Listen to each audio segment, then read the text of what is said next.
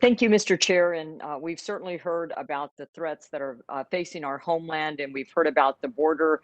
Like Representative Pfluger, I visited the border, and to me, every state is a border state. Last year, we predicted at the pandemic, many people, such as myself, that are both veterans and physicians, predicted that with our response to the pandemic, that there would be an increase in deaths from drug overdoses, with increased drug addiction as well as suicide. And just today, the Des Moines Register published that 87% of opioid overdoses in Iowa this past year, as compared to 2016, 87% were related to fentanyl. And as we know, with the massive numbers of people coming across our border illegally and CBP having to process those individuals, our agents are pulled off of the border from protecting the border. So that is a tremendous problem that has only worsened during the pandemic.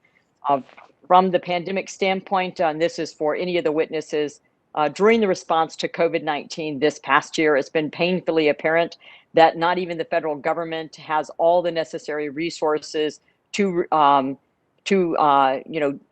respond to a true national emergency or disaster such as the pandemic. We saw that there was failure on the part of the CDC with testing and with the FDA as well. And every year, Congress appropriates billions of dollars in preparedness grants to state and local emergency managers and public safety partners. And even in this last COVID bill, unfortunately, there was not increased funding to non-competitive grants to our public health workforce, or public health grants, which are the people that are on the front line of treating this pandemic. Many say that these grants have become entitlement grants focused on sustainment and maintenance, resulting in crowding out of important investments in innovation and the ability to meet emerging threats and risk.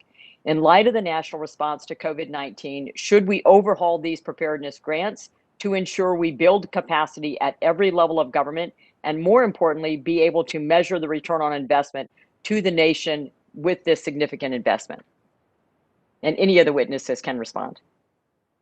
I would agree that there needs to be a complete overhaul of how we prepare for future pandemics.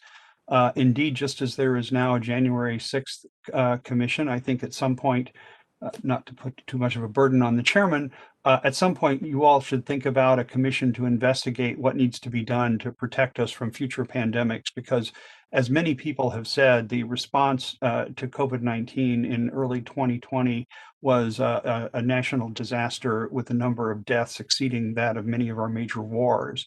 And we need to have you all in the Congress lead an effort to try to deeply understand what went wrong, because I can tell you from what I know, it's a problem.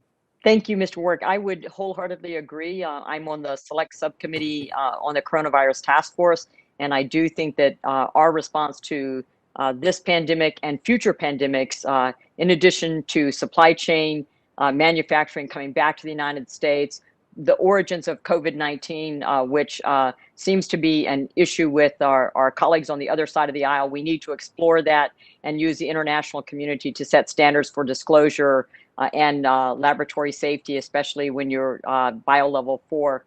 Just to follow up on that, do you think states have the responsibility to obtain and maintain a certain level of preparedness for future pandemics and or cyber attacks?